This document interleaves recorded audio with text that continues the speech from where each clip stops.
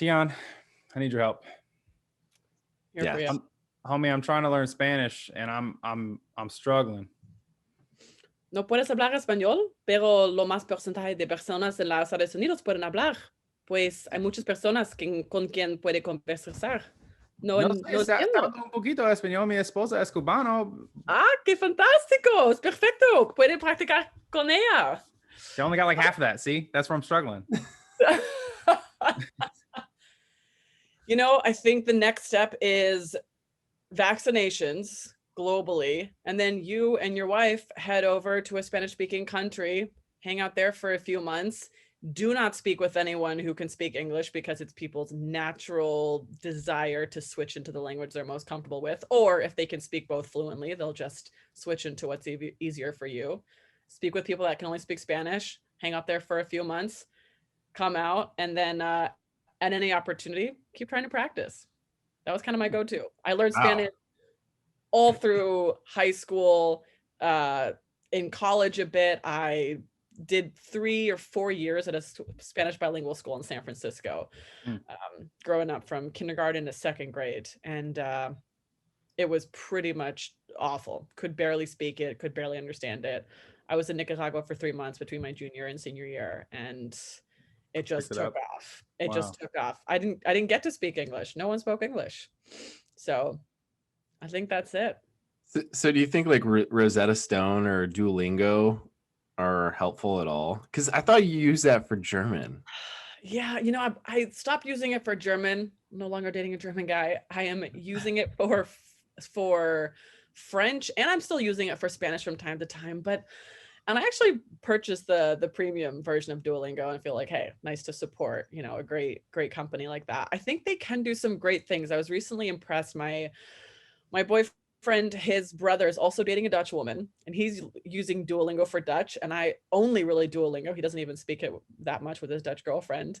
And he could totally converse with me. I was asking him some, basic questions about job and his girlfriend and things he likes doing in his free time. And he could answer all of them, but he's been at it every day, like hours, sometimes at a time. So I think you got to be pretty diligent with it. I think those things can work, but you got to be super focused. I don't know about you guys, but I like to procrastinate after a long day at work. I'm like, I want to chill. I want to drink and speak English. Yeah, exactly. Go to the gym, pump some weights, get swole. But I'm not typically sitting around thinking like, oh, let me practice this language. It's hard, and you don't get the benefits of being able to then talk to someone right there and then. Awesome, Sean, that you got your wife. I mean, maybe you guys can set aside like 10-15 minutes a day in the evenings. Like, all right, this is our Spanish speaking time. Honestly, I thought like with basically everything in my life that I've ever researched, I stick like X amount of time a week, right? Like on Tuesdays I do this, on Wednesdays I do this, the Fridays I do this, right? That's how I got good at Call of Duty. So the fact that like I can't pick up Spanish like just by doing that is like it's odd to me, and it's frustrating because like I don't know how to do it any other way than my way. So I'm like, now I'm over here like I've had this I done pay for like 2 years of this little Rosetta Stone, and I bought the premium package. Yeah. And I heard this comedian talking, and she was like, oh yeah, I've had Rosetta Stone since 2001, still can't speak Spanish. And I was like, that will not be me. How do I do this? Yeah. So Tiane, I guess like what are the most important aspects to like focus on? Is it like certain vowels or nouns, or, is it like the basics to go with and then try to conversate with somebody? Or yeah, like highest level, like you're gonna pick up a new, like you're gonna speak Japanese. Do you speak Japanese? I feel like you speak everything. Of course I do. Okay, so you're gonna speak something you don't speak. No, I do not. I speak touches of Urdu. I do not speak Japanese. God, it's a good question. I honestly, I don't know the methodology behind learning a language. And I think there's absolutely people who pick it up on a new level. Like they can speak 15 different languages fluently, and it takes them a few months and they can just pick one up. That is astounding. That's not me.